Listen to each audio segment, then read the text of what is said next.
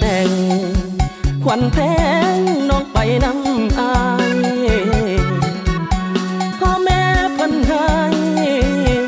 ว่าอายลักเอาคำแพงเห็นมาหลายคู่อยู่กันไปจึงคอยมาแต่งปีนี้ฟ้าแรงดินก็แห้งหน้าแรงเหี่ยวตายหาแท้หมอต้องแค่คนเอินเงินแสนเงินหมื่น